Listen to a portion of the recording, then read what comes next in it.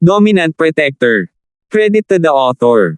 4,721-30. Ang mga pangalan po na nandito ay galing sa mga name generator. Kaya kung meron man pagkakatulad sa mga pangalan ng totoong tao o lugar, ito ay tunay na hindi sinasadya. Lalo na sa isang magulong lugar tulad ng dagat ng South Continent, hinding-hindi magkakaroon ng ganoong mabuting asal na practitioner. Hindi bababasa, hindi pa nakita ni Terence ang isa. Hindi lang yan, kahit bawiin mo tong ugat, walang kwenta yan. Hindi na talaga tumubo. Nagpatuloy si Remelin. Bakit? Hindi maiwasang magtanong ni Terence. Ito ay dahil ang Thunder Mystical Vine ay may napakanatatangi at mahigpit na pangangailangan para sa kapaligiran ng paglago nito. Maaari lamang itong tumubo ng tuloy-tuloy sa ilalim ng pag-iinit ng kidlat. Maliban sa lugar na ito, na pinagtupalan ng langit at madalas na pinainit ng kidlat, walang ibang lugar ang may ganoong kondisyon. Nakangiting sabi ni Remelin. Problema yan. Tumango si Terence. Ito ay makikita mula sa pangalan ng Thunder Mystical Vine at ang mga electric arc na nakaguhit dito. May makapal na layer ng mga ulap ng kidlat sa itaas, at hindi mo ito mahahanap sa ibang lugar. Siya ay nagpaplano sa paglalagay ng Thunder Mystical Vine sa Jade Space, ngunit nagpa siya na sumuko pagkatapos ng pag-iisip tungkol dito. Ito ay hindi lamang dahil ang Thunder Mystical Vine ay nangangailangan ng kidlat, ngunit halos hindi matugunan ni Terence ang kondisyong ito. Mayroon siyang Thunder attribute ngayon, kaya hindi nahirapan para sa kanya na lumikha ng ilang kidlat sa espasyo ng Jade paminsan-minsan. Ang punto ay ito ang kanlurang bahagi ng isla, na teritoryo ni Nika. Maaaring mandayan ni Terence ang sinuman maliban kay Nika. Maaari pa rin niyang makuha ang Thunder Mystical Vine sa pagkakataong ito, kaya hindi mahalaga kung nakuha niya ito o hindi. Agad na sinimulan nilang dalawa na putulin ang Mystical Vine ng Thunder na may labis na interes. Dahil sa mga kumikislap na electric arc sa baging, ito ay talagang isang teknikal na trabaho. Kung hindi sila mag-iingat, sila ay masasaktan. Gayunpaman, pinaghandaan na ito ni Remelin. Nagdala siya ng mga espesyal na tool sa kanyang backpack, at sa wakas ay magagamit na nila ang mga ito sa oras na ito. Habang pinuputol ni Terence at Remelin ang Thunder Mystical Vine, dalawang pamilyar na mukha ang biglang lumitaw sa malaking hanay ng mga bato sa labas. Ito ay sina Linden at Harry. Ang kanilang misyon sa paglilitis sa pagkakataong ito ay hindi lamang sumire sa plano ni Terence. Mayroon silang isa pang mahalagang misyon, ang Thunder Mystical Vine. Mayroon silang parehong impormasyon tulad ni Remelin, kaya hindi kakaiba para sa kanila na narito. Gayunpaman, wala silang Jade ni Terence para alertuhan sila, kaya hindi magiging madali para sa kanila na makalusot sa Stone Formation. Ang Sky Thunder Formation ay sinira ni Terence sa ibabaw, ngunit binuksan lamang nito ang daanan sa loob. Ang panlabas na bahagi ay tumatakbo pa rin, at ang isang maling hakbang ay magdudulot ng pag-crack ng kidlat. Ngunit dumating ang dalawa na handa, hindi sila nawala ng dapat gawin.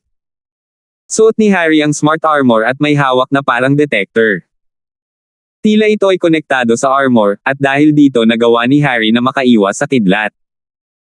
Kinailangan niyang aminin na ang antas ng teknolohiya ng Central ay hindi maliit na bagay, ang sobrang high-tech na gadget na ito ay halos kasing praktikal ng Jade ni Terence.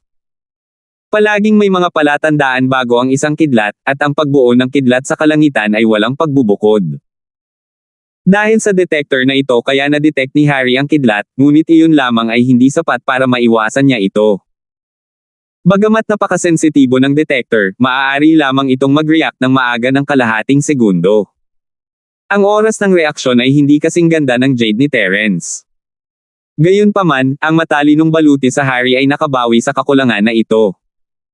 Ang sobrang high-tech na kristal na ito ay nakakonekta sa detector at maaaring automatikong dodge. Sa madaling salita, bago pa man makapag-react si Harry, automatiko na itong umiwas. Mula sa isang tiyak na pananaw, ang teknolohiya ng bagay na ito ay mas advanced kaysa sa malakas na laser cannon.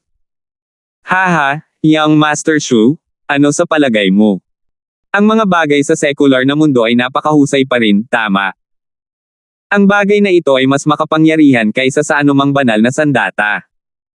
Pinangunahan ni Harry ang daan habang siya ay tumawa ng buong pagmamalaki. Oo, hindi naman masama. Same time na tumango si Lindan.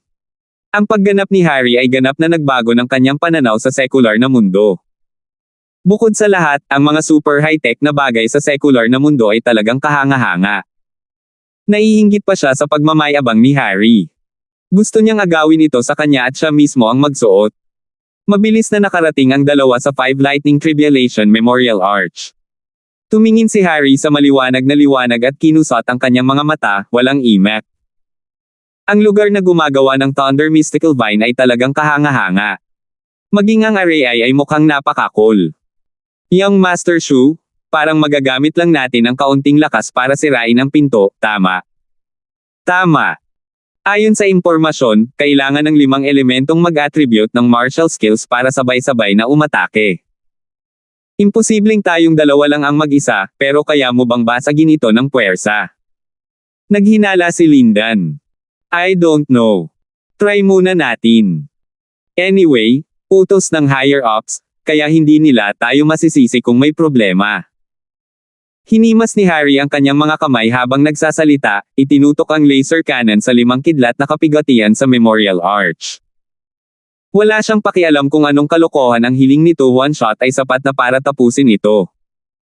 Dinilaan ni Harry ang kanyang mga labi, sabik na subukan. Pero nang magpapaputok na siya ay pinigilan siya ni Linden Shu, sandali lang, medyo kakaiba itong Memorial Arch. Bakit pakiramdam ko nabuksan na? Ah! Talaga! Nagulat si Harry. Ginagamit lang niya ang super high-tech na kagamitan para magpakitang gilas, ngunit malayo ang mga mata niya kay Linden Shu. Dapat tama. Pumunta at subukan. Utos agad ni Lindan. Noong nakaraan, sinubukan ni Harry na iwasan ang responsibilidad para sa isang White Mouse mission na tulad nito, ngunit puno na siya ng kumpiyansa ngayon. Lumakad siya ng walang sabi-sabi, at sa sandaling maabot niya ang liwanag na bilog ng 5 Thunder Trial Archway, nagbago ang eksena. Tulad ng inaasahan. Mabilis na sinundan siya ni Lindan. Bagamat si Harry ang pangunahing puwersa sa misyong ito, hindi niya hahayaang si Harry ang manguna pagdating sa Thunder Mystical Vine. Ang biglaang pagpasok ni Harry at Linden ay agad na nagpa-alerto kay Terence. Ang kanyang espiritu ay laging naka-alerto sa anumang paggalaw sa paligid. Hindi niya ma-detect ang dalawa nang nasa labas na sila, ngunit nang makapasok na sila, wala nang paraan para makatakas sila sa kanyang sentido. May darating, hintayin mo ang signal ko mamaya. Sinabi ni Terence kay Remilyn at mabilis na inilagay ang Thunder Mystical Vine sa Jade Space. Nang makitang nawawala sa hangin ang Thunder Mystical Vine, napatulala si Remilyn. Kung hindi niya alam ang higit pa tungkol kay Terence sa mga araw na ito, talagang maghahinala siya na ang taong ito ay sakam at gustong panatilihin ang Thunder Mystical Vine para sa kanyang sarili. 4,722. Pinipigilan pa lang ni Terence ang Thunder Mystical Vine nang pumasok sina Harry at Lindan. Parehong hindi naiwas ang matarante saglit, hindi namamalayang umurong ng 2 hakbang at magkaharap. Magkaaway talaga tayo sa makipot na daan. Iniisip ko kung sino ang maglalakas loob na talunin ako dito, pero ikaw pala ang mapagpanggap na pinuno. Nag-react si Harry at tumalon. Kasabay nito, hindi niya maiwasang ito ng kanyang laser cannon kay Terence. Gusto niya talagang humanap ng pagkakataong magpaputok ng baril sa lalaking ito. Hindi lang si Harry at Linden ang nagulat. Sa katunayan, mas nabigla sina Terence at Remilyn kaysa sa kanilang dalawa. Bagamat naramdaman ito ni Terence ng maaga, hindi peke ang kanyang pagkabigla. Hindi niya talaga inaasahan na nandito ang 2 lalaking ito. Maingat niyang sinulyapan ang laser cannon sa kamay ni Harry, at tahimik na inihanda ang sarili sa pag-atake. Ang 2 sa kanila ay hindi isang banta sa kanya, ngunit ang laser cannon na ito ay madaling pumatay ng isang peak na nascent Soul Realm Master. Kailangan niyang maging magbantay. Sa partikular, ang kabilang partido ay sumasakop din sa exit position.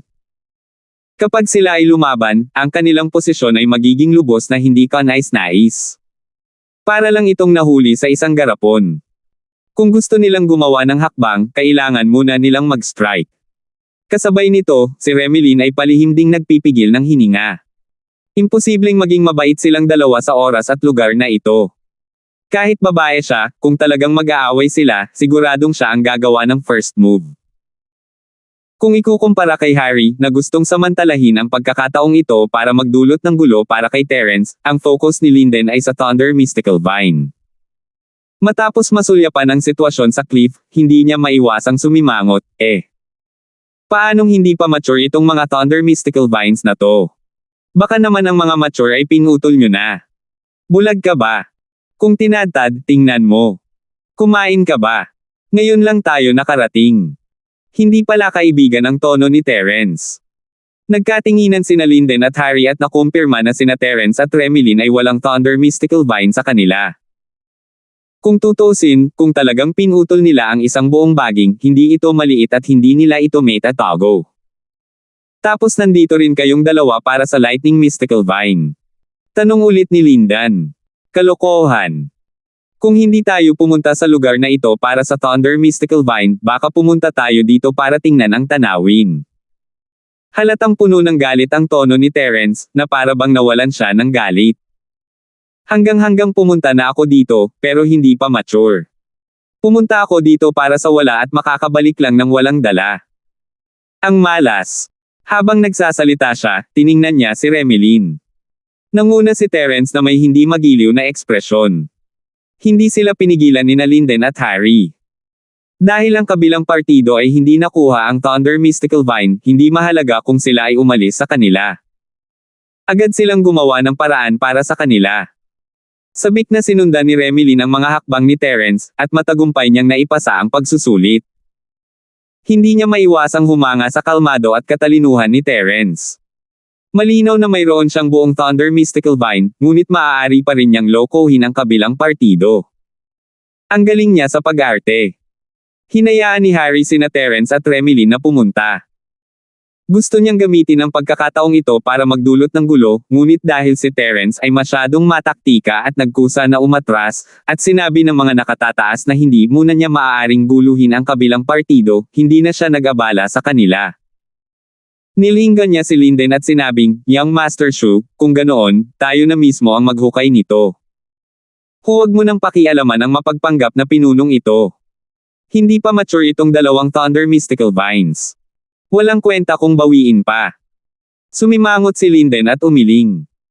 Totoo yan, naisip ito ni Harry at nagmungkahi, bakit hindi na lang natin sila bunutin at ibalik. Anyway, ito ay utos mula sa mga nakatataas, kaya hayaan silang lutisin ang bagay na ito mismo. Ginawa na natin ang ating makakaya. Bubunot. Hindi maganda to, di ba? Hindi mapigilan ni Linden na mag-alinlangan. Bagamat hindi siya mabuting tao, alagad pa rin siya ng 3 pavilion ng North Island. Ang malalaking sekta na iyon ay hindi mahahalata na nakaimpluwensya sa kanya upang kontrolin ang kanyang mga aksyon. Sa pinakakaunti, alam pa rin niya ang nakagawiang tuntunin ng pag-iiwan ng linya sa lahat ng bagay. Ngunit hindi tayo maaaring bumalik ng walang dala tulad ng mapagpanggap na pinuno, di ba? Hindi pa mature itong dalawang Thunder Mystical Vines, ngunit nagawa na natin ang ating tungkulin sa pamamagitan ng pagputol sa kanila at pagbabalik sa kanila. Ang mga nakatataas ay walang masasabi. Kung aalis lang tayo ng ganito at sisisihin tayo ng mga nakatataas, hindi natin ito kakayanin. Payo ni Harry. Sa pag-iisip na parusahan siya ng misteryosong lalaki, hindi maiwasan ni Linden ang manginig. Tumango lang siya bilang pagsang-ayon at sinabing, sige, gagawin namin ang sinabi mo. Matapos mag-usap ang dalawa, handa na silang hukayin ang dalawang hilaw na Thunder Mystical Vines. Halos nasa labasan na si Terence, ngunit laking gulat niya nang mapansin niya ang kanilang mga kilos. Kung ito ay iba pa, wala siyang pakialam, ngunit ito ay may kinalaman sa mga interes ng buong Western Island, lalo na sa mga interes ni Nika. Hindi siya pwedeng tumabi at manood. Kung hindi dahil sa pagsasaalang-alang na ito, inilipat na sana ni Terence ang lahat ng Thunder Mystical Vine sa kanyang Jade Space noon pa man. Bakit magkakaroon ng pagkakataon sina Linden at Harry na gawin ito? Tumigil ka. Ang biglaang pagsulpot ni Terence sa likod nilang dalawa ay talagang nagbigay ng malaking gulat kina Linden at Harry, hindi nila akalain na babalik ang lalaki. Agad kumilos si Linden na parang kaharap ang isang malaking kalaban. Maaaring isa na siyang orihinal na infant stage master ngayon, ngunit sobra siyang nawala kay Terence noon, at natakot siya mula sa kaibuturan ng kanyang puso. Kung haharapin niya si Terence mag-isa, ang unang reaksyon niya ay ang tumalikod at tumakbo. Ngunit sa pagkakataong ito ay iba na. Kasama niya si Harry, na nilagyan ng super high-tech na kagamitan. Ang kanyang lakas sa pakikipaglaban ay maihahambing sa isang master ng profounding stage. Natural, hindi siya matatakot kay Terence. Bakit? Acting matigas leader, huwag sabihin sa akin ikaw ay pagpunta pabalik sa iyong salita at gusto ng isang bahagi ng pagnakawan. Sinasabi ko sa iyo, walang paraan. Mayabang na sabi ni Harry habang itinutok ang kanyang laser cannon kay Terence, puno ng pang-aalipusta ang mukha nito. Napaatras si Linden, natatakot.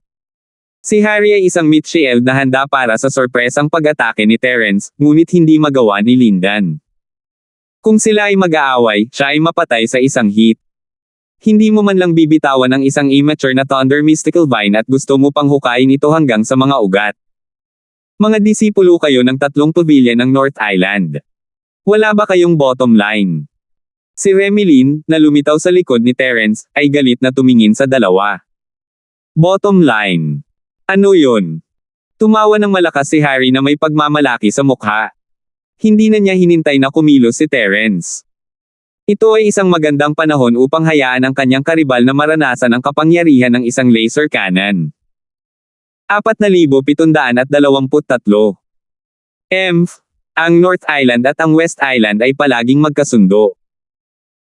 Kung ganito ang pakikitungo niyong dalawa sa mga kayamanan ng langit at lupa sa West Island, sa tingin mo, paano ka haharapin ng mga nakatataas sa North Island kung sakaling mailabas ang bagay na ito? Baka ma-alerto mo pa si Pavilion Master Salter. Sigurado ka bang makakayanan mo ito gamit ang iyong Ultraman equipment? Sabi ni Terence na may malamig na ngiti. Nagbago ang mga mukha ni na Harry at Linden sa mga salita. Ang mga salita ng kabilang partido ay para lamang takutin sila, ngunit hindi ito imposible. Paano kung sila ay akusahan na sumisira sa relasyon ng dalawang isla? Sila ay nasa malalim na problema. Ang high-tech na kagamitan ni Harry ang kailangan lang niya, ngunit wala siyang kakayahang harapin ang galit ng isang big shot tulad ng Truett. Nawala nang masabi si Harry. Sinabi ni Linden, na nagtatago sa likod niya, anong biro? Tanging may kakayahan lamang ang makakakuha ng mga kayamanan ng langit at lupa. Dahil pinapayagan tayong sumali sa pagsubok sa West Island sa pagkakataong ito, hanggat mayroon tayong kakayahan, ang Thunder Mystical Vine ay natural na nasa atin. Ang mga panuntunan sa pagsubok ay hindi nagsabi na hindi natin mahuhukay ang mistikong ubas, tama ba ang Thunder Mystical? Tama. Dahil hindi ito nakasaad sa trial rules, ibig sabihin ay tacitly approved ito. Walang makakahanap ng anumang dahilan para dito. Mabilis na sumama si Harry at tinutuya sina Terence at Remilyn, ikaw ang tanga, pero sinisisi mo pa ang iba. Mayroon ka pang matuwid at mahigpit na birtod. Sok, ang mapagpanggap na pinuno ay talagang mapagpanggap na pinuno. You're being unreasonable. Paanong ang tatlong pavilion ng North Island ay nagsanay ng mga walang hiyang disipulong tulad mo? Ipinagmamalaki mo pa rin ang iyong ginawa. Wala ka bang kahihiyan? Galit na sabi ni Remilyn. Hehe, kapag nakuha na natin ang Thunder Mystical Vine, siguradong ako ang mananalo sa pagsubok na ito. Sa oras na iyon, kapag napangasawa ko ang prinsesa ng West Island, malalaman mo kung may mukha ako. Tumawa si Harry. Mababa na ang tingin niya kay Remilyn ngayon. Ang Thunder Mystical Vine ay isang bihirang makalangit na kayamanan. Kahit na sinubukan ng iba ang kanilang makakaya upang kunin ang isang malaking basket ng makalangit na kayamanan, ito ay walang silbi. Ang halaga nito ay mas mababa kaysa sa maliit na piraso dito. Sa madaling salita, ang prinsesa ng West Island, si Nika, ay katulad nitong Thunder Mystical Vine, na nasa kanyang bulsa na. Huwag kang mag-alala, hindi mo makukuha ang Thunder Mystical Vine. Nanlamig ang mukha ni Terence habang nagpadala siya ng 5 elementong pagpatay na layunin. Hindi siya handang labanan si Harry hanggang sa kamatayan gamit ang kanyang sobrang high-tech na kagamitan, kaya hindi siya nag-isip na umatras. Ngunit ngayong sinabi ni Harry na gusto niyang hawakan si Nika, tumawid siya sa linya at kinailangan siyang patayin. Namilog ang mga mata ni Harry nang marinig niya ang mahina ngunit nakakapukaw ng kaluluwang Dragon's Roar. Bagamat hindi siya natatakot kay Terence ngayon, ang matagal nang naipon na prestihiyo ay matagal nang nakaugat ng malalim sa kanyang puso. Isang kasinungalingan ang sabihing hindi siya nagpapanik. Para naman kay Linden, sa sobrang takot niya ay nagtago siya sa likod ni Harry. Sariwa pa rin sa kanyang isipan ang mid-stage na nascent soul experience ni Delmar. Kahit na siya ay mas malakas kaysa kay Delmar, ito ay limitado. Alam niyang hindi siya kalaban ni Terence, ang freak. Boom! Sa isang kisap mata, ang 5 elementong layuning pumatay ay tumama na sa dibdib ni Harry, at ang aftershock ng pag-atake ay yumanig sa buong lugar. Ito ay malinaw kung gaano ito kalakas. Tuwang-tuwa si Remelin. Wala siyang magandang impresyon sa mga taong tulad ni Harry, lalo na noong wala siyang anumang bottom line. Hindi na niya hinintay na patayin siya ni Terence para magkaroon ng mas kaunting bastard sa mundo. Gayunpaman, sa susunod na sandali, nanlaki ang mga mata ni Remelin. Ilang beses na niyang nakita ang 5 elemento ni Terence na pumapatay ng layunin sa kalsada, lalo na ang eksena kung saan pinalipad niya si Scarface ng may casual na sampal. Nag-iwan ito ng malalim na impresyon sa kanya. Pagkatapos ng lahat, si Scarface ay isang master ng profounding stage. Naisip ni Remelin na magiging isang piraso ng cake para kay Terence ang gumamit ng ganoong kalakas na killing move kay Harry, ngunit hindi niya inaasahan na atras lang ng kalahating hakbang si Harry pagkatapos siyang matamaan ng 5 elemento ni Terence na pumapatay kay Chi.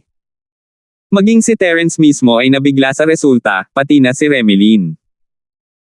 Ang 5 elementong killing intent ang kanyang pinakamalakas na hakbang sa pagpatay, at sapat na iyon para pumatay ng profounding stage master sa ilang segundo.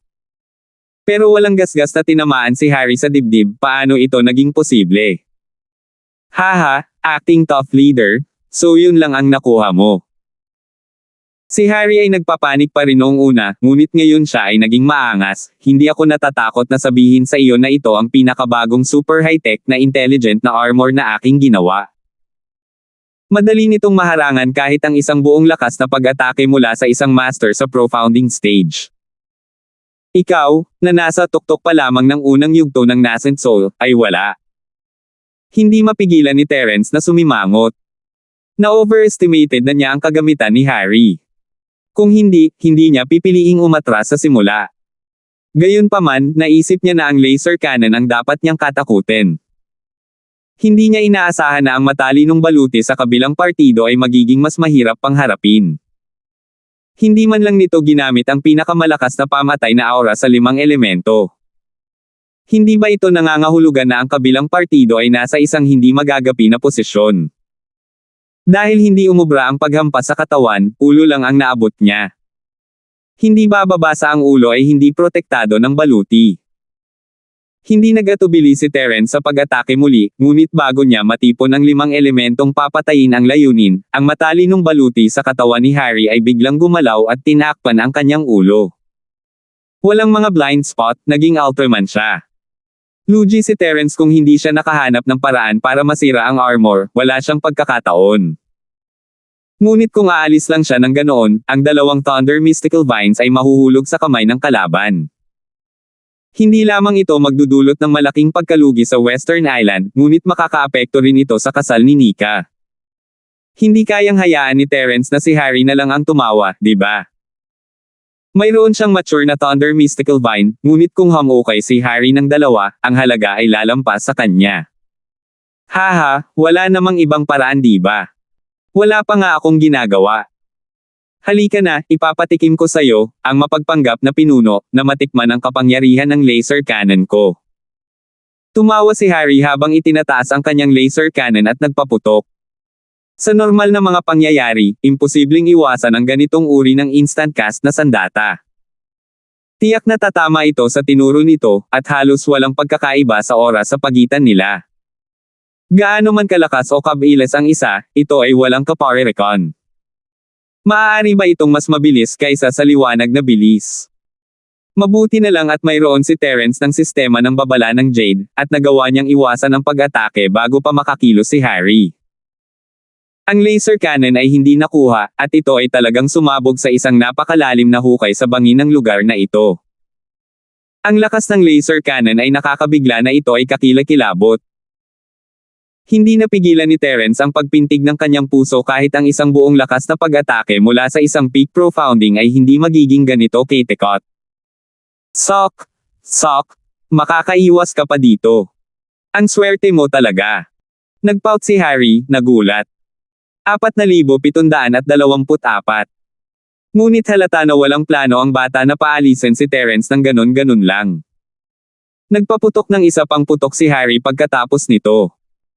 Karaniwang hindi niya pinupukaw si Terence, ngunit sa pagkakataong ito, si Terence ang unang umatake. Hindi man lang siya nagpapigil ng gumanti, at hindi niya kayang bitawan ang ganoong pagkakataon. Nakita ni Terence na hindi maganda ang sitwasyon at mabilis na umatras kasama si Remilyn. Ginamit nila ang mga bangin upang pansamantalang makatakas sa linya ng paningin ng kalaban. Ito ang tanging paraan palabas. Ang Smart Armor at Laser Cannon ay sobrang high-tech na armas. Kahit na si Terence ay 100 beses na mas malakas kaysa kay Harry, wala siyang magagawa sa kaaway. Kung nag-iisa si Terence, magagamit niya ang babala ng Jade para harapin ang kaaway at hanapin ang kanilang kahinaan. Ngunit kailangan niyang mag-alala tungkol sa kaligtasan ni Remilyn. Kahit na hindi siya pinuntirya ni Harry, madali pa rin ang aksidenteng saktan siya. Ang isang laser cannon ay maaaring pumatay sa kanya kung ito ay gray sa kanya. Pagkatapos ng ilang pagliko, narating ni na Terence at Remilyn ang exit. Huminto sila at nagkatinginan nang makita nilang hindi sila hinahabol ni Harry. Anong gagawin natin? Hahayaan na lang ba natin silang hukayin ang mystical vine ng Thunder kasama ang mga ugat nito? Tumingin si Remilyn kay Terence, nagulat pa rin. Ang eksenang ngayon lang ay nagpaunawa sa kanya kung gaano nakakatakot ang kagamitan ng kalaban. Kahit si Terence ay walang magawa sa kanya, pabayaan siya. Talaga, kahit na tumayo si Harry sa kanyang harapan at hayaan siyang saktan siya, wala siyang magagawa.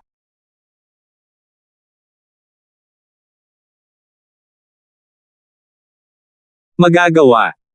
Umiling si Terence ng ayaw, ngunit wala siyang maisip na solusyon sa ngayon. Naniniwala siya na kahit gaano pa ka-high-tech ang isang armas, kailangan itong magkaroon ng kahinaan. Gayunpaman, kung paano mahanap ang kahinaan na ito ay isang out-and-out na problema. Sa sandaling ito, biglang nanikip ang puso ni Terence nang magsimulang tumunog ang Jade sa kanyang isipan. Mabilis niyang itinulak si Remilyn sa lupa. Ah! Napasigaw si Remilyn sa gulat, namumula ang mukha habang nakatingin kay Terence na nasa ibabaw niya. Ramdam na ramdam niya ang masculine aura ng lalaki sa sobrang lapit sa kanya, at ang mukha nito ay parang dugo. Hindi niya maiwasang magalit, anong ginagawa mo? Gusto mo akong halayin bago ako patayin. Paf! Medyo kinakabahan si Terence noong una, ngunit natawa siya sa mga salita. Ano bang mali sa utak ng babaeng ito, iniisip ang panggagahasa at pagpatay ngayon. Walang sinabi si Terence, ngunit tahimik na tumuro pataas. Sinundan ni Remilyn ang kanyang daliri at napatalon sa gulat. Sunod-sunod na butas ang kinatatayuan nila kanina. Halatang ayaw sumuko ni Harry at bulag na nagpaputok sa direksyon ng exit. Ang nakakatakot na kapangyarihan ng laser cannon ay direktang tumago sa 4 na bangin na nakaharang sa daan. Kung hindi siya nailigtas ni Terence sa oras, namatay na ang dalawa. Mag-usap tayo pagkatapos nating makalabas. Hinailan ni Terence si Remilyn at tumingin kay Harry sa butas. Mabilis siyang umalis sa 5 Thunder Tribulation Archway. Masyadong delikado ang manatili doon. Ang mga baril ng laser ay hindi makatwiran. Ha. Naging duwag ang mapagpanggap na pinuno. This time, pahihirapan na kita. Tumawa ng mayabang si Harry. Gusto niyang habulin si Terence sa sandaling makita niya silang tumatakbo palayo. Hindi niya binalak na palayain si Terence ng ganoon kadali. Kahit na hindi niya mapatay si Terence, kailangan niyang gumawa ng butas sa katawan ni Terence para makakuha ng interes. Kalimutan mo na to. May mas importante pang dapat gawin. Hukayin muna natin ang Thunder Mystical Vine. Pinigilan siya ni Linden Shu. Kinamumuhian niya si Terence hanggang sa buto, ngunit naalala niya ang babala ng misteryosong lalaki. Kung talagang pinatay ni Harry si Terence, hindi niya magagawang umiwas dito kahit na gusto niya. Sige na nga. Hahayaan ko ang mapagpanggap na pinunong iyon sa ngayon. Haharapin ko siya mamaya. Inalis ni Harry ang laser cannon ng hindi sinasadya at nagsimulang maghukay para sa Thunder Mystical Vine. Hanggat nakuha niya ang 2 Thunder Mystical Vines, hindi lang niya tatapusin ang gawaing ibinigay ng mga nakatataas, ngunit makukuha rin niya si Nika, ang prinsesa ng West Island. Ito ay pagpatay ng 2 ibon gamit ang isang bato. Ito ay isang bagay na mangyayari lamang sa kanyang panaginip.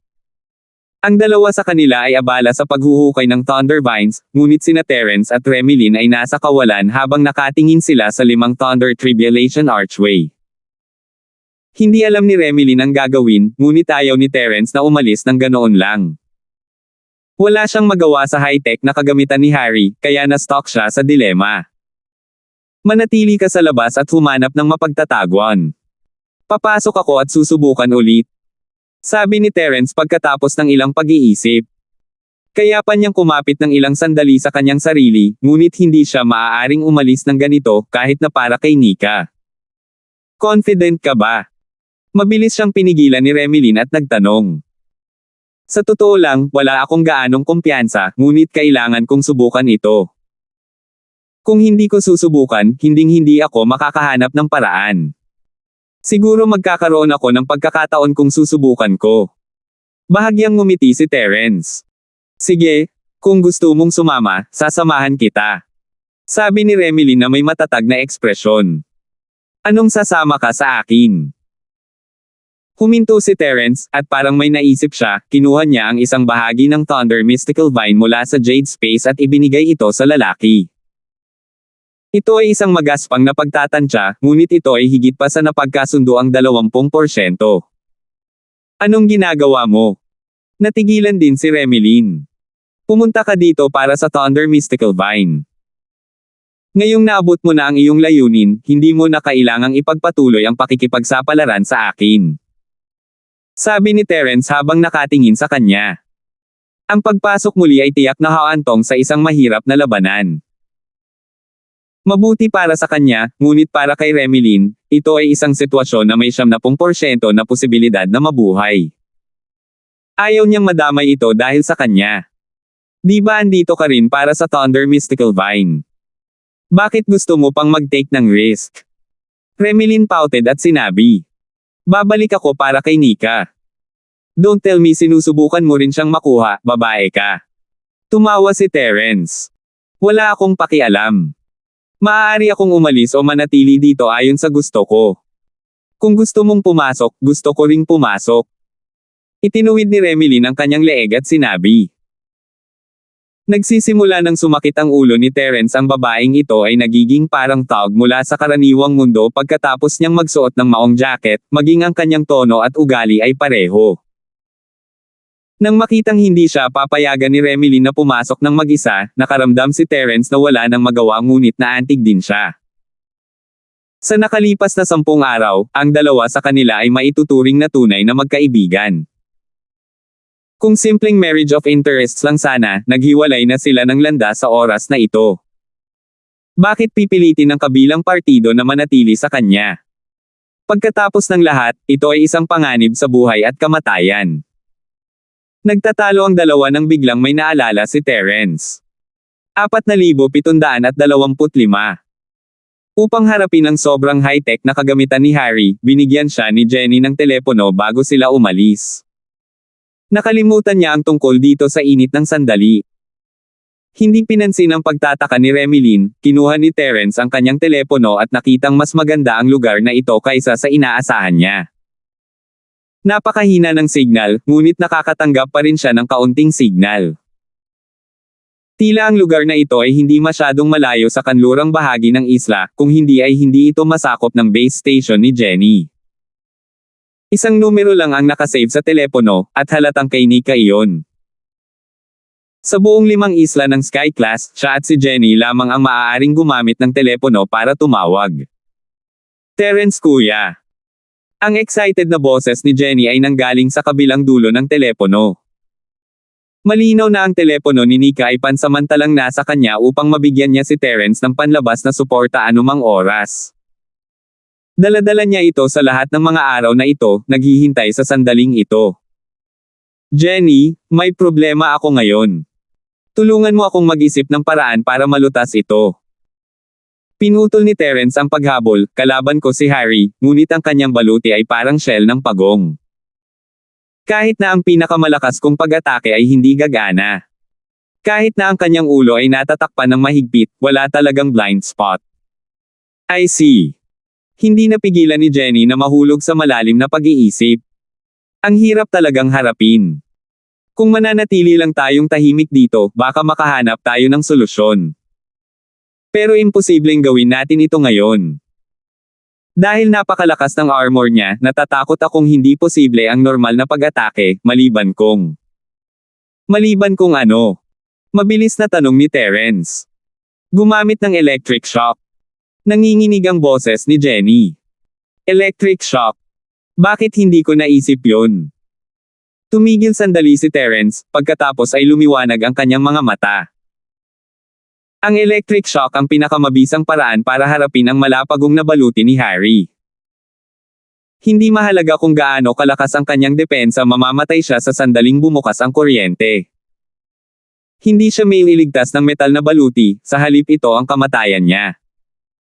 Ang mas nagkataon pa ay kung ilang araw na ang nakalipas, hindi man lang magagamit ni Terence ang electric shock kay Harry, dahil wala siyang anumang paraan para gawin iyon. Pero iba na ngayon. Natutunan niya ang kapangyarihan ng kidlat mula sa pamana ng higanteng electric eel. Kahit na hindi ito kasing lakas ng layunin ng 5 elemento na pumatay, sapat na ito para harapin si Harry. Ibababa na sana ni Terence ang telepono sa pananabik nang sinabi ni Jenny, "Terence bro, huwag ka nang masyadong matuwa. Sabi ko isa lang ang pagkabigla sa mga posibleng kontrahin. Huwag na nating pag-usapan kung makakagawa tayo ng shock o hindi, sa tingin ko ang ganitong uri ng high-tech na armor ay immune sa shock." Bakit ako? Nagulat si Terence. Masyadong halata ang kapintasan na ito. Kung ako ang taga-disenyo ng baluti na ito, tiyak na gagawin ko ang lahat ng aking makakaya upang malutas ang problemang ito. Kahit na hindi ko ito ganap na maprotektahan sa electric shock, susubukan ko man lang na bawiin ang kahinaan na ito. Sigurado ako na ang baluti na ito ay dapat magkaroon ng isang insulating layer, at ang ordinaryong electric shock ay tiyak na walang silbi. Sabi ni Jenny nang may katiyakan. Then what should we do? Hindi ba ibig sabihin nun Luigi na talaga tayo?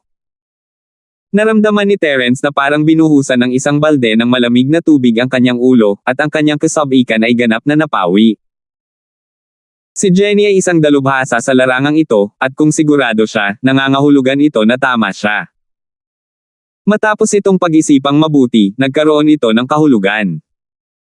Kung ito man ay ang smart armor o ang laser cannon, pareho silang super high-tech na mga produkto. Halos kinakatawan nila ang pinakamataas na antas ng teknolohiya sa sekular na mundo. Kung ang mga ganoong bagay ay mayroon pa ring malinaw na butas, ito ay isang laro ng bata. Dahil hindi tayo makakakuha ng first-hand na impormasyon, si Jenny ay walang maisip na ibang paraan. Sa ngayon, tila ang electrocution ang pinakamalamang na maging epektibo. Gayunpaman, hindi ito maaaring isang simpleng electrocution. Kailangan muna nating gumawa ng ilang gawain sa paghahanda. Sabi ni Jenny pagkatapos mag-isip sandali. Oh, anong klaseng preparation work? Mabilis na tanong ni Terence. Ito at ito, matapos ipaliwanag ni Jenny ang lahat, ang puso ni Terence ay naging matatag. Hindi na siya makapaghintay na ibaba ang telepono at subukan ito kay Harry. Ano ang bagay na ito? Ito ba ay isang teknolohikal na produkto mula sa sekular na mundo? Tanong ni Remilyn nang makita niyang handa na si Terence. Nakita niya si Terence nakausap ang bagay na iyon, at may boses pang ang babae na nagmumula rito parang si Jenny iyon. Ito ay napaka-magical. Ang kanyang mga mata ay puno ng maliliit na bituin, at ang kanyang puso ay parang isang daang kuko na kumakamot sa kanyang puso. Gusto niya itong kunin at pag-aralan. Oh, ito ay isang mobile phone, isang napakakaraniwang kasangkapan sa komunikasyon sa sekular na mundo. Mabagal mo itong pag-aralan mamaya kapag wala kang magawa. Ibinato ni Terence ang telepono kay Remilyn at huminga ng malalim bago maingat na naglakad pabalik sa 5 Thunder Tribulation. Hindi gustong maiwan si Remilyn nang makita niyang pumasok si Terence. Agad niyang inilagay ang telepono at ang Thunder Mystical Vine sa kanyang bag at sinundan siya papasok. Nagbago ang eksena sa harap nila, at muling lumitaw sina Terence at Remilyn sa makitid na lagusan. Nakita nila ang sitwasyon sa loob ng tunnel mula sa laser cannon. Si Harry at Linden ay abala sa paghuhukay ng Thunder Mystical Vine, isa para sa bawat isa sa kanila. Si Terence ay gumawa ng patahimik na kilos kay Remilyn, at pagkatapos ay kumislap ang kanyang katawan. Para makapagkusa bago pa maisip ng mga kalaban ang nangyayari, hindi siya nagdalawang isip na gumamit ng Super Limit Butterfly Microsteps. Parang multo ang buong katawan niya, at nilapitan niya ang likod ng 2 tao sa pinakamabilis na bilis. Tiningnan ni Remilyn ang eksena ng may kaba, ang puso niya ay nasa lalamunan.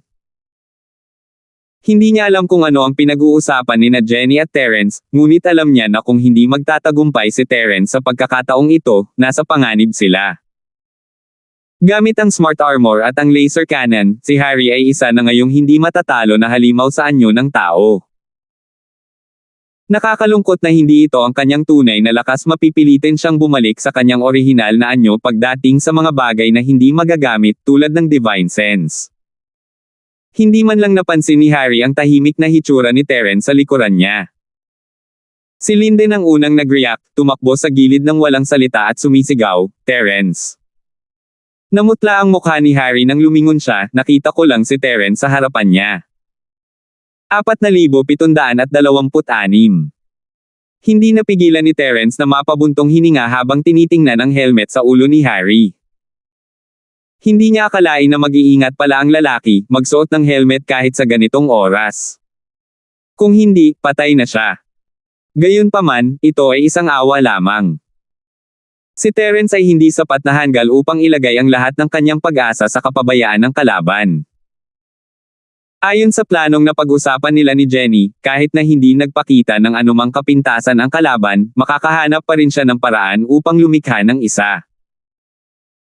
Ang unang reaksyon ni Harry nang makita si Terence ay ang pagpapaputok sa kanya, ngunit si Terence ay umatake bago pa man niya maiikot ang laser cannon. Ilang sandali, tumaas ng husto ang temperatura sa makipot na daanan ng maliit na kanyan. Ang isang umaapoy na apoy ay agad na tumama sa lahat ng direksyon, na sinundan ng isang alon ng tuloy-tuloy na ingay. Ito ay ang ligaw na apoy na libong paputok na kamao. Ang killer move mula sa marahas na 1,000 Explosion Fist ay sapat na malakas para harapin ang isang peak na nascent Soul Cultivator. Si Linden, na nagtatago sa malayo, ay medyo na-overwhelm na ng aftershock. Nakakalungkot lang na nakatayo si Harry sa gitna ng pagsabog ng hindi gumagalaw. Kahit na ang 5 elementong pumatay sa layunin ay walang magawa sa kanya, at ang Wild Flame 1000 Explosion Fist ay natural na walang epekto. Hahaha. What kind of bullshit trick is this? Medyo nakakatakot, pero hindi pa nga sapat para kumamaw sa KT ko. Ang gamit lang siguro ay wala akong pambili ng firework sa bagong taon. Buong pagmamalaki si Harry. Si Terence ay isa lamang payaso sa kanyang mga mata. Naglakas loob siyang tumalikod at umatake. Ano ang gamit? Ang pinakagustong gawin ni Harry ngayon ay ituro ang laser cannon kay Terence at paluhod sa lupa ang mapagpanggap na pinunong ito at kumanta ng manakop sa kanya. Napakalapit nilang dalawa, ngunit hindi niya mahanap si Terence. Hindi siya masanay sa kaguluhan at liwanag mula sa kamao, sa maikling panahon siya ay bulag at bingi, at hindi niya matukoy si Terence kahit na nakatayo siya mismo sa kanyang harapan. Ito talaga ang gusto ni Terence. Matapos ang isang malamig na halakhak, muling bumaril ang 5 elementong killing intent sa kanyang palad, na sinabayan pa ng Dragon's Roar na nalunod ng malakas na ugong. Sa pagkakataong ito, ang 5 elementong pumatay sa hangarin ay naging 1 punto, hanggang sa gitna ng helmet ng kalaban. Hindi nakakagulat kahit na ginamit ni Terence ang kanyang buong lakas at itinoon ang lahat ng kanyang kapangyarihan sa pagpatay sa 1 punto, hindi pa rin siya makalusot sa depensa ng kalaban. Kailangang sabihin na ang mga kakayahan sa pagtatanggol ng matalinong armor ni Harry ay walang kapantay. Mahirap humanap ng defensive na bagay na maihahambing dito sa mundong ito. Gayunpaman, si Terence ay hindi sumuko ng ganoon lang. Ginamit niya ang 5 elemento ng pagpatay na layunin para tumago sa armor ng kalaban. Ito ay isang maliit na hakbang lamang sa plano nila ni Jenny, tulad ng ligaw na apoy na libong paputok na kamao. Ang layunin ng pagpatay ng 5 elemento ay patuloy na tumatama sa parehong lugar. Kung hindi sapat ang isa, 2. Kung ang 2 ay hindi sapat, pagkatapos ay 3. Ang chi ni Terence ay walang katapusan pa rin, kaya hindi siya natatakot sa ganitong antas ng pagkonsumo. Dagdag pa rito, taglay ni Harry ang lahat ng makapangyarihang kagamitan, ngunit ang bilis ng kanyang reaksyon ay napakabagal na nagpapanindig ng balahibo ng isa. Tila habang patuloy ang kamao ay hindi na niya mapapansing nahati na ang kanyang ulo. Nagpatuloy ito sa kalahating panahon ng insenso, at sa ilalim ng kontrol ni Terence, hindi tumigil ang kamao. Gaya ng inaasahan, hindi man lang napansin ni Harry ang mga suntok ni Terence, na para bang nawalan siya ng malay. Sa wakas, pagkatapos ng halos hindi marinig na tunog ng pag-crack na lumitaw sa kaguluhan, ang dumadagandong na tunog ng ligaw na apoy na libong paputok na kamao ay dahan-daang tumigil. Ang nakasisilaw na apoy ay kasunod na kumalat, at ang makitid na landas sa lambak ay bumalik sa dati nitong tanawin. Nadatnan ni Harry si Terence na nakatayo muli sa kanyang harapan at nagsimulang tumawa ng malakas, acting tough leader, na puno ba ang utak mo? Sa tingin mo ba ay hindi ako maglalakas loob na patayin ka? Alam mong mabibigo ang iyong palihim na pag-atake, ngunit hindi ka tumakbo. Naglakas loob ka pa ring tumayo dito. Naging tanga ka ba? Hindi ako tanga, pero malapit ka na. Ngumiti si Terence, at isang asul na electric arc ang lumitaw sa dulo ng kanyang daliri bago niya natapos ang kanyang pangungusap. Gumuhit ito ng malinaw na arko at dumapo sa tuktok ng helmet ni Harry. Natigilan si Harry. Hindi niya akalain na makakabuo ng kuryente si Terence. Hindi kaya binigyan siya ni Jenny ng isang uri ng banal na sandata. Pero hindi siya natakot. Malapit na niyang minisyon si Terence ang kanyang matalinong baluti ay lumalaban sa kuryente, at ang mga aksyon ni Terence ay nagmukha siyang isang payaso. Ngunit bago pa siya makangiti, nakarinig siya ng malakas na kalusko sa itaas ng kanyang ulo, at ang kanyang katawan ay nagsimulang kumikibot na parang baliw. Nagsimula siyang sumayaw ng kakaibang breakdance. Sa ilalim ng kidlat, maging ang balangkas ng sandata ng buto sa loob ay malabo na nakikita. Sumibaw lang itim na usok mula sa kanyang ulo. Ito ay simpleng ritmo ng pag-ihaw ng isang buhay na tao gamit ang kidlat. Nang makita ni Linden, na tumakas sa gilid, ang eksenang ito, siya ay natulala. Ano ang nangyayari? Akala niya ay magagawa ni Harry na ibagsak si Terence gamit ang kanyang kagamitan, ngunit tila siya ang ibinaba sa halip. Sa totoo lang, kakabisado lang ni Terence ang kapangyarihan ng kidlat. Hindi ito ganoon kalakas, ngunit matapos masira ang insulation shield ng smart armor ni Harry, naging solidong metal cage ito. Ang lakas ng kidlat ay pinarami ng ilang beses. Hanggat suot pa ni Harry ang matalinong baluti, hindi man lang siya makatakas. Ngunit kahit na ganoon, si Harry ay nagpupumiglas pa rin tulad ng isang hindi namamatay na ipis. Sa huli, ito ay dahil ang arko ni Terence ay masyadong mahina. Walang magawa, na ipagpatuloy lang ni Terence ang pagpapadala ng kanyang enerhiyang kidlat. Ang asul na liwanag ay patuloy na bumubuho sa metal na baluti. Si Harry ay hindi nagkaroon ng pagkakataong makalaya. Napaayos lang siya sa pwesto, nanginginig.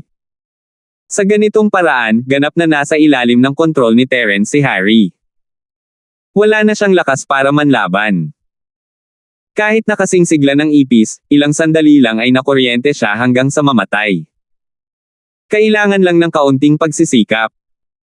Gayunpaman, sa sandaling ito, biglang dumating ang boses ni Remilyn mula sa likuran, mag-ingat. Bumilis ang tibok ng puso ni Terence.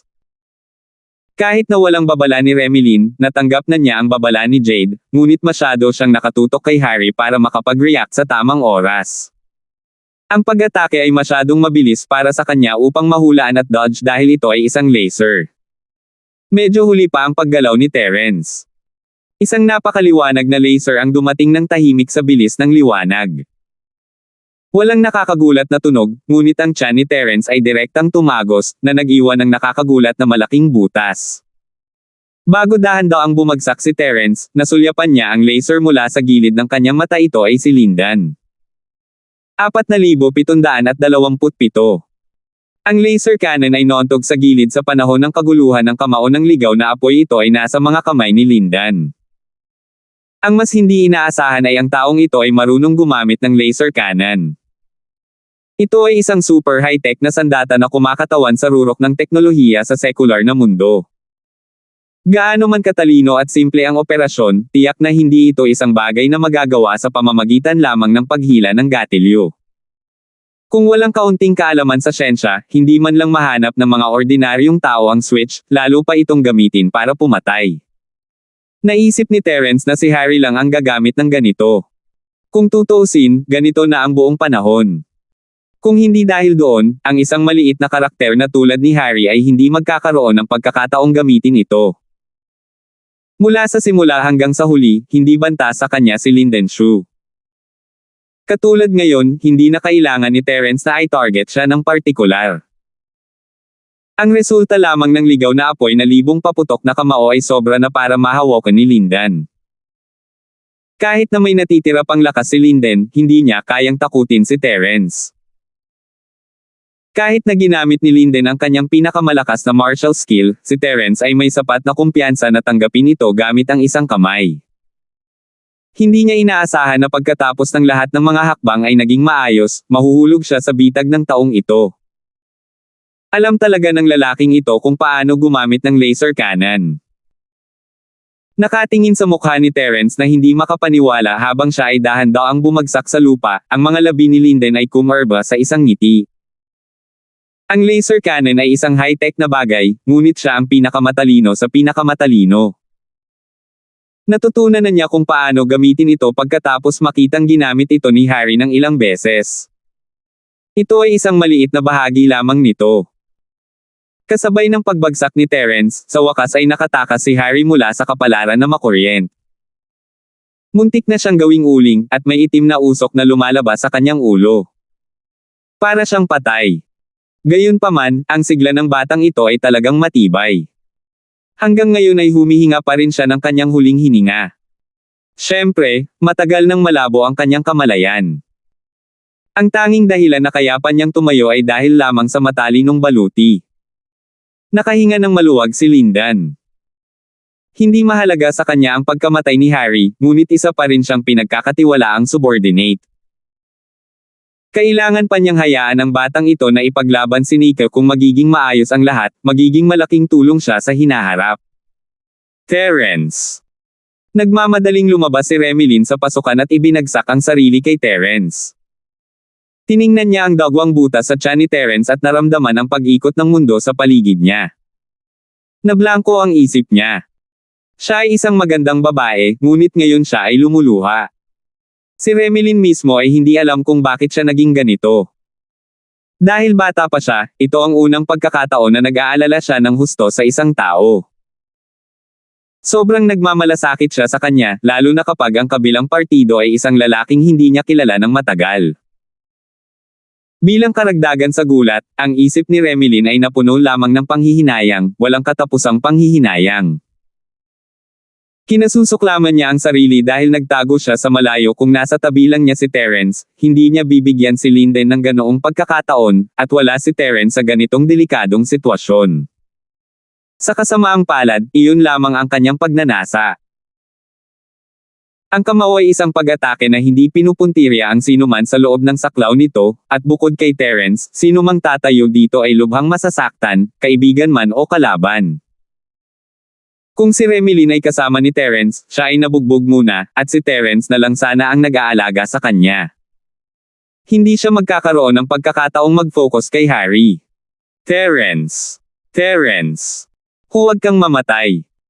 Walang magawang tumingin si Remilyn sa madugong butas sa tiyan ni Terence. Pinagmasdan niya si Terence na nahulog sa isang malalim na pagkawala ng malay, ang kanyang paghinga ay unti-unting humihina. Malapit nang maglaho ang kanyang mga huling palatandaan ng buhay, ngunit wala na siyang magagawa. Sa pagtingin sa maputlang mukha ni Terence, si Remilyn ay nagsimulang umiyak. Maliban sa pagkamuhi sa sarili dahil sa pagiging inutil, hindi niya talaga alam ang gagawin. Kung may paraan para mailigtas si Terence, handa siyang magbayad ng anumang halaga, ngunit paano? Great Recovery Pill. Tama, may Supreme Grade Great Recovery Pill pa ako. Si Remilyn ay parang nalulunod na tao na natagpuan ang kanyang huling dayami na kapit. Mabilis niyang ininom ang mahusay na recovery pill na ibinigay sa kanya ng kanyang amo upang iligtas ang kanyang buhay at sinubukan ang kanyang makakaya upang lunukan ito ni Terence. Alam niya na hindi naman ito gagana kung hindi niya maalis ang butas sa tiyan ni Terence sa lalong madaling panahon, walang kahit anong pills ang makakatulong. Hindi ito ang karaniwang mundo, kung tutuusin. Kung mananatiling malay si Terence, magkakaroon siya ng paraan para magsagawa ng simpleng operasyon, ngunit hindi ginawa ni Remilyn. Hindi siya gagawa ng ganoon kahirap na operasyon. Si Remilyn lang ang matapang. Kahit sino pang babae ay himatayan na ngayon kung nakita nila ang mga sugat ni Terence. Habang umiiyak si Remilyn, sinamantala ni Linden ang pagkakataon na kolektahin ang Thunder Mystical Vine na kanyang hinukay. Hindi man lang siya nag-abalang hukayin ang isa, binuhat niya ang walang malay na si Harry at tumakbo. Bagamat bitbit pa rin niya ang laser cannon sa kanyang kamay, ayaw niyang patuloy na masangkot kay Remilyn. Pagkatapos ng lahat, ang babaeng ito ay isang master ng mahusay na bilog ng orihinal na antas. Ang kanyang tunay na lakas ay mas malakas kaysa sa kanya. At higit sa lahat, ang background ni Remilyn sa East Province ay hindi isang bagay na handa niyang basta-basta makipag-away. Bagaman ang bagay na ito ay tila inilihim, paano kung ito ay matuklasan? Sa kasalukuyang Linden, dahil ang lahat ng kailangang gawin ay tapos na at ang misyon ay natapos na, talagang hindi na kailangang ipagpatuloy ang paglalamang, baka ang mahabang gabi ay magdulot ng gulo. Dagdag pa, pinatay niya si Terence gamit ang isang bomba, at hindi niya alam kung paano niya ito ipapaliwanag sa mga nakatataas kapag nakabalik na siya. Naiintindihan naman niya, pero hindi pa rin niya sinunod ang utos ng mga nakatataas, at hindi niya alam kung masisisi siya ng misteryosong tao. Isang hakbang lang ang kaya niyang gawin.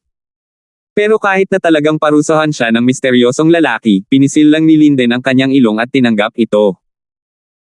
Pagkatapos ng lahat, ginamit niya ang pagkakataong ito para alisin ang kanyang kaaway, si Terence. Walang mawawala sa kanya kahit anong mangyari, at kung talagang hindi magiging maayos ang mga bagay-bagay, maaari niyang gamitin si Harry bilang isang scapegoat, at maaari lang siyang umiwas dito.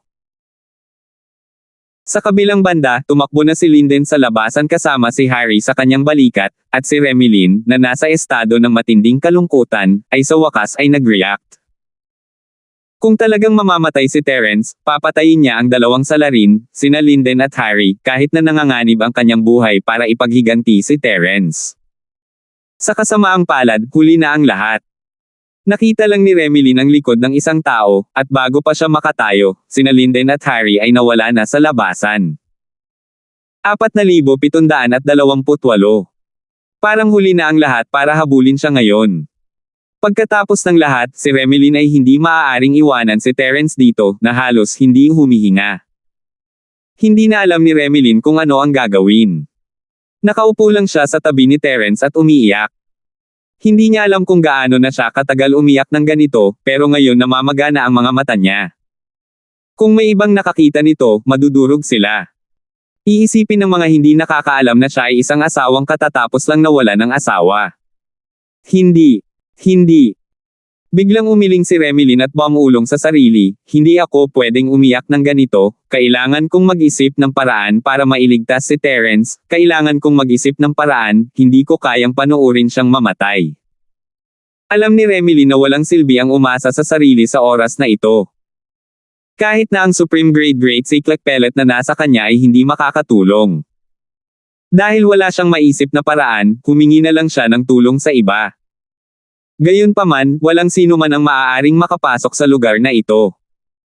Pagkatapos ng lahat, kakaunti ang mga tao na nakakaalam tungkol sa lugar na ito, at ang mga may paraan upang dumaan sa hanay ng makalangit na thunder sa labas ay mas kaunti pa. Nag-iisip sandali si Remilyn at agad na naghanda para buhatin ang naghihingalong si Terence. Kahit anong mangyari, kailangan muna nilang makaalis dito. Maaaring mayroong isang medical master sa iba pang mga kalahok. Kahit 1 in a million lang ang chance, hindi nila ito kayang bitawan. Sinisikap ni Remily na tulungan si Terence na makatayo ng may nahulog na maliit mula sa kanyang bag. Natigilan si Remily nang marinig niya ang tunog. Hindi ba ito ang kinakausap ni Terence kay Jenny bago sila pumasok? Naging mabilis ang paghinga ni Remilyn. Ang bagay na ito na tinawag ni Terence sa isang telepono ay parang isang nagel iligtas buhay na dayami sa kanyang mga mata. Kung maaari niyang kontakin si Jenny ngayon, maaaring makahanap siya ng paraan para iligtas si Terence. Mabilis na kinuha ni Remilyn ang telepono at sinimulang kalikutin ito. Wala pa siyang nakitang telepono noon at hindi niya alam kung paano ito gamitin. Isang beses lang niya nakitang ginamit ito ni Terence, kaya makakaasa lang siya sa kanyang memorya at subukang gayahin ang mga kilos ni Terence. Buti na lang, isang numero lang ang nakasave sa mobile phone. Matapos maglibot sandali si Remilyn na puno ng pawis ang ulo, aksidente niyang napindot ang call button at sa wakas ay matagumpay ang tawag. Terence bro. How was it? Nagtagumpay ba ang pamamaraang ito? Ang boses ni Jenny ay nanggaling sa telepono. Sabik siyang naghihintay sa mga resulta ni Terence. Nang marinig ang boses ni Jenny, nagulat at natuwa si Remilyn. Pinunasan niya ang kanyang mga luha at mabilis na kinuha ang kanyang telepono tulad ng ginawa ni Terence dati, nauutal, Terence. Terence is in trouble. Biglang narinig ang boses ng isang babae, natigilan si Jenny. Nagtatakang tanong niya, sino ka? Ako si Remilyn. Ako ay isang alagad ng East Continent na ipinagmamalaki ng Dawn Academy. Nagmamadaling paliwanag ni Remilyn at saka sumigaw ng tulong, malaki ang butas ng tiyan ni Terence, namamatay na siya, mangyaring mag-isip ng paraan para mailigtas siya, nakikiusap ako sa iyo. Ano? Si Terence bro ay namamatay. Namutla sa takot si Jenny. Medyo nahihilo siya at halos mawala ng malay. Ang tagal niyang huminahon at sinabing, sabihin mo sa akin ng detalyado, paano nasugatan si Terence bro. Sa oras na ito, walang pakialam kung sino ang nasa kabilang dulo ng telepono. Remilyn man o Jenny, ang tanging nasa isip nila ay iligtas si Terence. Pumasok si Terence para bugbugin ang pipeng mayaman na iyon pagkatapos kang kausapin. Hindi ko alam kung anong kasanayan ang ginamit niya, ngunit pagkatapos ng kaguluhan, nakita kong tinamaan ng kidlat ang pipeng mayaman, at siya ay halos patay na. Kinuha ng isa ang sandata ng pipeng mayaman at sinuntok si Terence, at binutis ang kanyang tiyan. Malapit nang mamatay si Terence. Hindi makapaniwalang sabi ni Remilyn. Ang mga salita ng lalaki ay magulo, at mahirap intindihin ang nangyari, ngunit isang bagay ang naintindihan ni Jenny, ang sugat sa tiyan ni Terence ay sanhi ng isang laser cannon. Makinig ka sa akin, huwag kang magpanik. Suriin mong mabuti ang pulso at aura ni Terence bro, pagkatapos ay sabihin mo sa akin kung ano ang nangyayari. Nakakagulat na kalmado si Jenny sa sandaling ito. Maging siya mismo ay hindi naiwasang bahagyang magulat pagkatapos sabihin ito. Oh, okay. Naimpluwensyahan ni Jenny, si Remilyn sa wakas ay kumalma ng kaunti. Napabuntong hininga siya at tiningnan ang pulso at hininga ni Terence. Nagulat siya at kalahating kinabahan, oo, pero napakahina. Hindi ko alam kung gaano siya katagal. Phew! Buti naman. Nakahinga ng maluwag si Jenny. Kahit sinong normal na tao, kahit isang high-level na practitioner na may malakas na puwersa ng buhay, ay matagal ng patay kung mayroon silang butas sa kanilang tiyan tulad ng kay Terence. Ngunit mahina pa rin ang pulso at paghinga ni Terence, na nangangahulugan na siya ay pumasok sa isang malalim na antas ng pagpapagaling sa sarili. Maaaring ito ay tila isang pantasya sa iba, ngunit si Jenny ay matagal nang kasama ni Terence, at naunawaan niya kung gaano siya kahanga-hanga. Sa kanyang saloobin sa siyentipikong pananaliksik, naunawaan niya ang ilang bagay ng mas lubusan kaysa kay Terence mismo, kaya naniwala siyang hindi mamamatay si Terence. Noon, ang kanyang tiyan ay hinaypan din ng Little 11, ngunit si Terence ay gumaling sa kanya sa huli, kaya siya ay lubos na nagtitiwala kay Terence. Kumalma ka muna, hindi mamamatay si Terence bro. Kailangan mo munang mag-isip ng paraan para maibalik siya. Desididong sabi ni Jenny. Talaga. Nagulat si Remilyn nang marinig niya ito. Kanina pa siya natatakot at walang magawa, ngunit nang marinig niya ang mga salita ni Jenny, agad siyang natuwa muli. Totoo, ang life force ni Terence bro ay hindi kayang ikumpara ng isang normal na tao.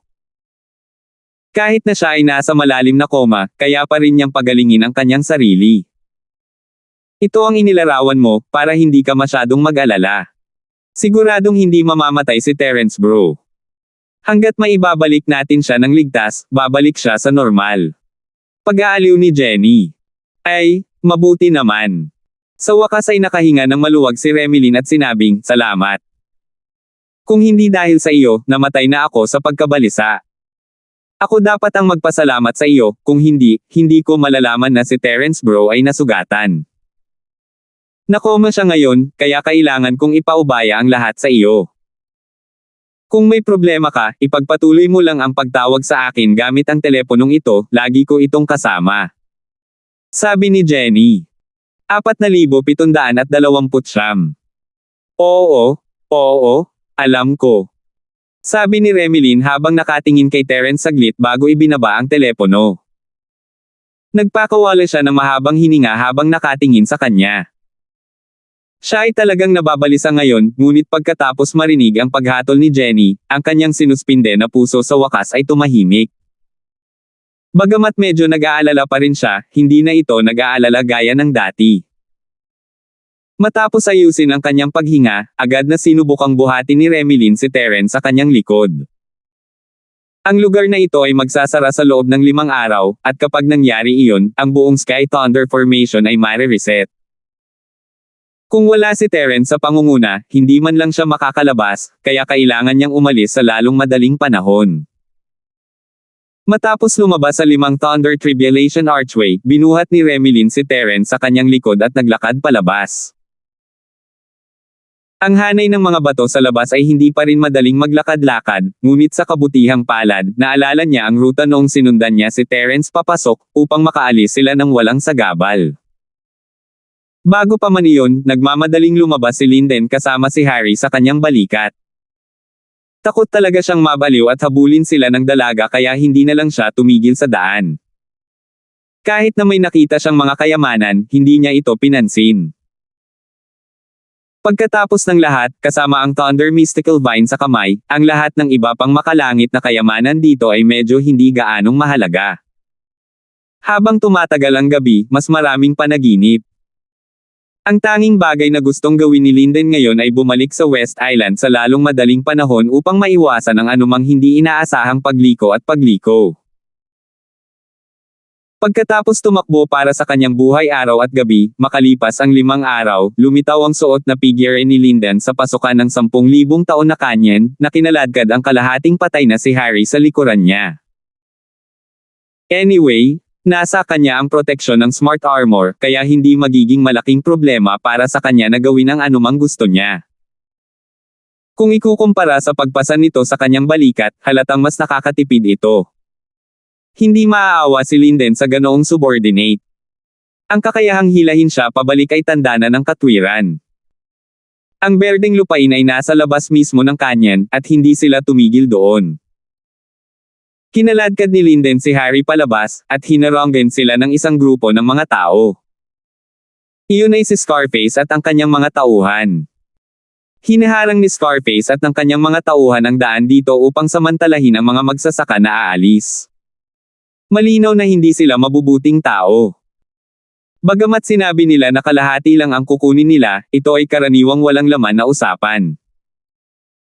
Kung maiiwan nilang buhay ang 10 hanggang 20% ng mga magsasaka sa kanilang mga kamay, ito ay isang pagpapala mula sa kanilang mga ninuno.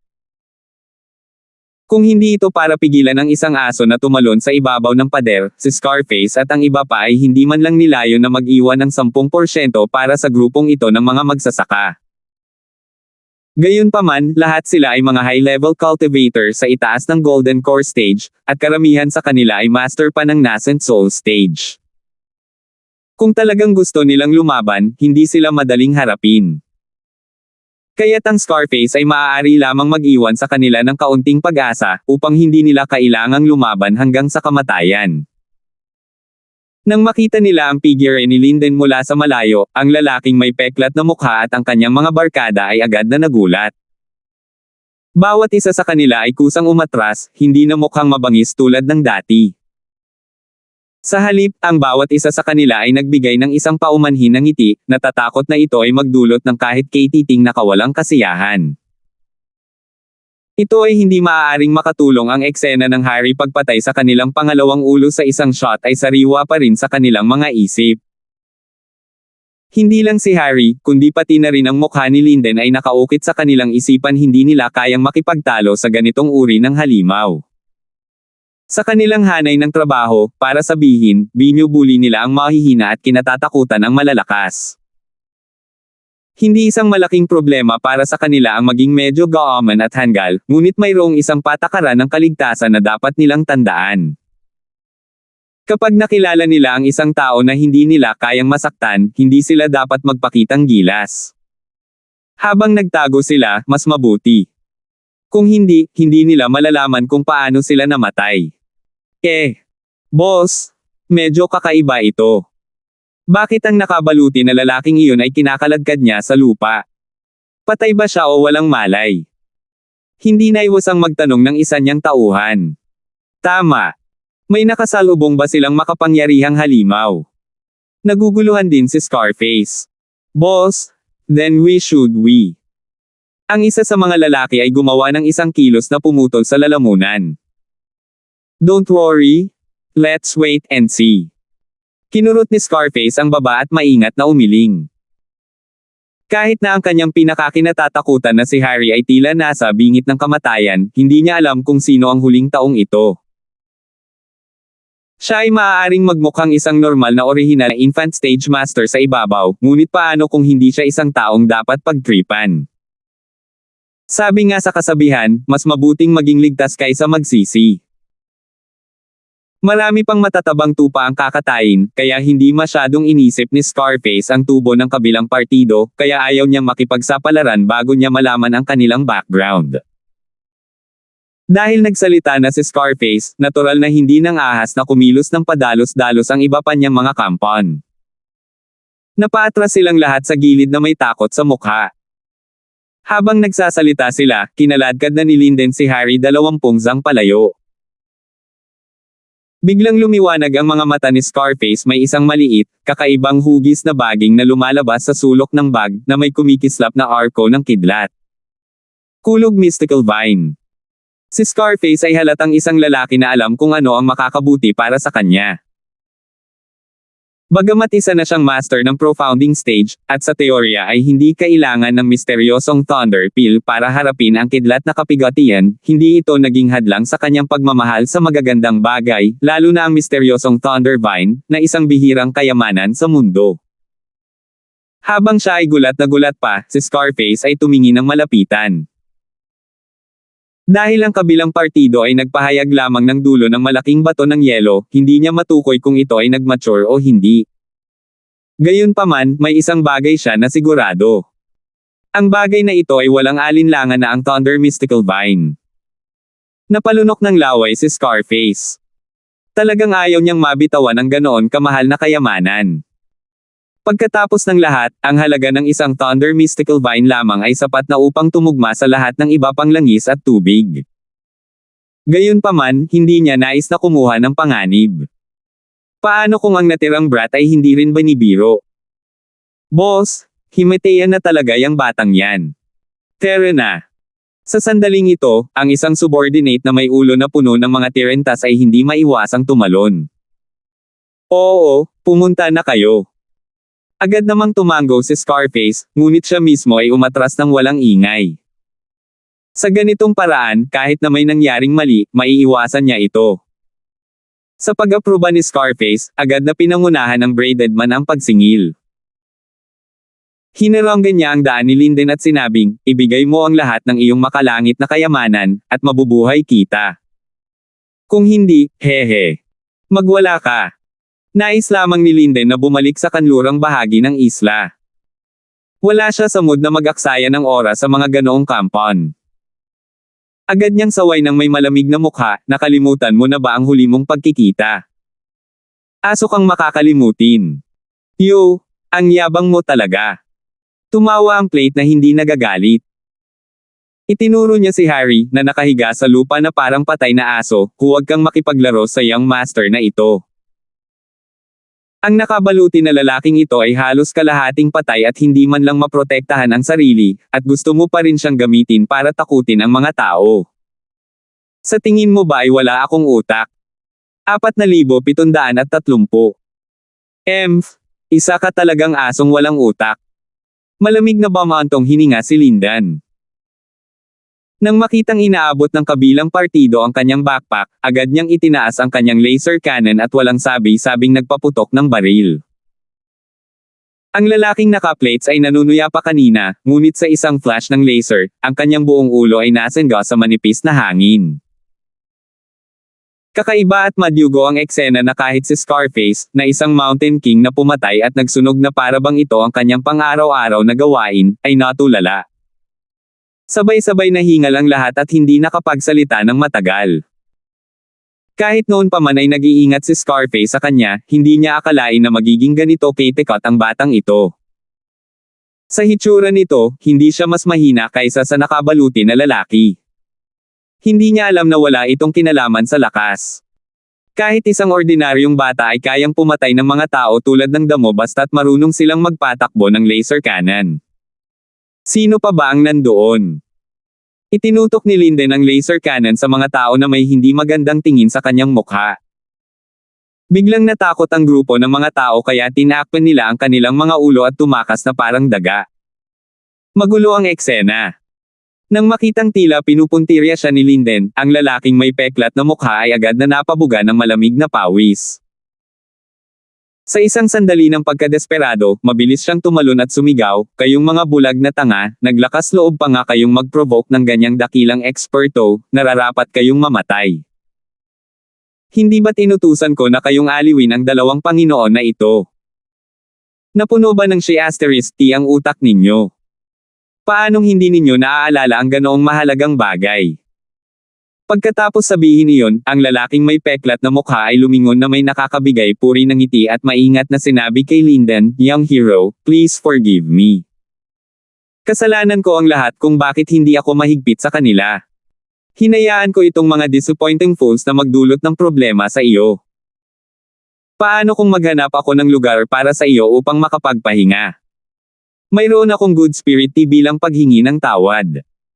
Ang biglaang pagbabago ng ugali ni Scarface ay nagulat kay Lindan. Dahil inamin ng kabilang partido ang pagkatalo, natural na hindi niya ito papatayin. Pagkatapos ng lahat, ang kabilang partido ay isang tunay na asul na peak level sa maagang yugto ng misteryosong Ascension Realm expert. Kahit na nasa kamay niya ang laser cannon, wala siyang smart armor para protektahan ang sarili niya. Nanginginig pa rin siya sa takot kapag kaharap ang napakalakas na kalaban. Kung hindi, si Linden ay hindi matatakot ni Remilin, isang peak na nascent soul realm cultivator. Ang nagawang takutin si Scarface ay ang pinakamagandang resulta para sa kanya. No need, nagmamadali pa ako. Agad namang tinanggihan ni Lindan. Natatakot siya na baka mapansin ng lalaki na may mali, hindi siya naglakas loob na manatili sa ganitong lugar ng matagal. Agad niyang kinaladkad si Harry. Sige, please. Nagmamadaling tumabi si Scarface, at maging ang iba pa niyang mga kampon ay sinasadyang gumawa ng paraan para sa kanila. Magalang nilang pinanood si Linden at ang kanyang kasama na umalis. Walang tigil na kinaladkad ni Linden si Harry patungo sa teleportation formation. Sa kabilang panig, karga-karga rin ni Remilin si Terence, na nasa bingit ng kamatayan. Siya ay lubhang maingat at maingat sa bawat hakbang na kanyang ginagawa. Maaari lamang niyang piliin ang landas na kanilang tinahak kapag sila ay pumunta dito upang mabawasan ang panganib. Gayunpaman, sa ganitong paraan, ang kanyang bilis ay magiging mas mabagal. Kung tutuusin, hindi siya katulad ni Linden, na may super killer weapon tulad ng laser cannon. Maaari lang siyang magpaputok sa anumang nakasalubong niya sa daan. Habang nasa daan, laging nakabantay si Remilyn sa kaunting tanda ng panganib. Hindi siya masisisi sa pagiging duwag, ngunit ang kasalukuyang kalagayan ni Terence ay masyadong mapanganib. Hindi na niya kayang tanggapin pa ito. 5 araw lang ang ginugol ni Linden para kalagkarin si Harry sa labasan ng kanyan, ngunit gumamit si Remilyn ng 15 araw. Maging ito ay ang mga practitioner o ang mga espiritong hayop, lahat sila ay mga target na kailangan niyang iwasan, kaya kailangan nilang gumawa ng maraming mga detour sa daan. Paminsan-minsan, kailangan niyang magtago ng kalahating araw, kaya ang bilis na ito ay talagang hindi maaaring maging mabilis. 10 araw na ang lumipas, at ang paglalakbay pabalik ay tumagal pa ng 15 araw. Sa oras na dinala ni Remilyn si Terence palabas ng 10,000 taon na kanyan, hindi ito malayo sa isang buwang marka. Sa oras na ito, karamihan sa mga magsasaka ay dapat na bumalik sa West Island. Ang mga natitira ay alinman sa nascent Soul Realm Masters na maaaring manatili ng ilang araw pa, o hindi sila nawala ng oras at nakulong dito tulad ng Scarface at ng kanyang grupo. Walang pangatlong uri ng tao. Binuhat ni Remilyn si Terence sa kanyang likod at nagpakita sa labasan ng kanyan. Nasa harapan nila ang oasis, at hindi pa rin umaalis ang mga tauhan ni Scarface. Sa katunayan, mas lumakas ang kanyang mga tauhan. Napag-alaman na sa sandaling ito, hindi lamang ang orihinal na grupo ni Scarface, kundi maging ang ilan sa mga trial takers na hindi makaalis sa pagkakataong ito ay walang pagpipilian kundi ang piliin na sumama sa kanya at maging isa sa kanyang mga nasasakupan. Sa gitna ng karamihan, sinabi ni Scarface sa isa sa kanyang mga subordinate, na isang peak nascent soul stage expert, Chen Han, nasa huling bottleneck ka na ng malaking bilog ng nabubuong soul stage. Kung patuloy kang mananatili dito, susunod ka sa aking mga yapak at tuluyang makulong sa mapahamak na lugar na ito. Matagal mo na akong kasama at marami kang nagawa para sa akin. Kahit na wala kang anumang kredito, nagsumikap ka. Dalhin mo ang mga bagay sa iyo bilang isang regalo sa palm para sa akin. Maraming salamat, boss. Ang nascent soul stage expert na tinatawag na Chen Han ay lumuha ng pasasalamat sa mismong lugar. Oo, kayong lahat, makinig kayo. Hanggat kayo ay aking mga kapatid, hindi ko kayo hahayaang magdusa. Si Chen Han ang inyong halimbawa. Sinamantala ni Scarface ang pagkakataon upang manalo sa karamihan. Sure enough, biglang sumikat ang mood ng lahat, lalo na iyong mga bagong subordinate. Sila ay orihinal na nanlumo at nasaroon ng loob, ngunit pagkatapos na makita ang eksenang ito, sila ay muling sumaya. Kailangang sabihin na si Scarface ay talagang napakahusay na manalo sa puso ng mga tao. Sa pagiging huwara ni Chen Han, magiging mas tapat lang sa kanya ang lahat. Kung tutuusin, basta't sinundan nila siya, hindi man sila makaalis pansamantala, makakaalis na sila kapag naabot na nila ang bottleneck ng malaking bilog ng namumuong soul stage. Mayroon lamang pag-asa at pagganyak. Para sa lahat, ito ay walang alinlangan ang pinakamahusay na pagtatapos. Iyon ang dahilan kung bakit handang sumunod sa kanya ang lahat, at ang pamamaraan ni Scarface ay masasabing gumana ng paulit-ulit. Sa tuwing pupunta siya sa paglilitis, makakakuha siya ng bagong batch ng bagong dugo, na magpapatuloy sa paglaki ng kanyang koponan, at maging isang tunay na lokal na ahas dito. Tiningnan ni Remilyn ang eksenang ito mula sa malayo. Nakita niya ang intensyon ni Scarface sa isang sulyap. Ang dahilan kung bakit niya pinaalis ang kanyang nakababatang kapatid na nakarating sa bottleneck ng malaking bilog ng orihinal na antas, maliban sa upang makuha ang mga puso ng mga tao, ay marahil sa ibang dahilan. Ayaw makita ni Scarface ang pangalawang master ng profounding stage. Siya lang ang profounding stage expert sa lugar na ito. Dahil sa kanyang lakas, natural na karapat-dapat siyang tawaging local tyrant. Gayunpaman, kung ang pangalawang profounding stage expert ay lumitaw, kung gayon ang kanyang posisyon ay hindi magiging matatag. Sabi nga sa kasabihan, hindi kayang tumanggap ng 2 tigre ang isang bundok. Maaaring ito ay isang sitwasyon kung saan ang isa sa kanila ay mamamatay. Ang pagpapadala ng isang tao ay hindi lamang maalis ang mga pagbabanta, ngunit makakuha din ng magandang reputasyon. Kailangang sabihin na ang Scarface na ito ay isang bihirang matalinong tao. Salamat po at sinamahan ninyo ako, ingat lagi mga master.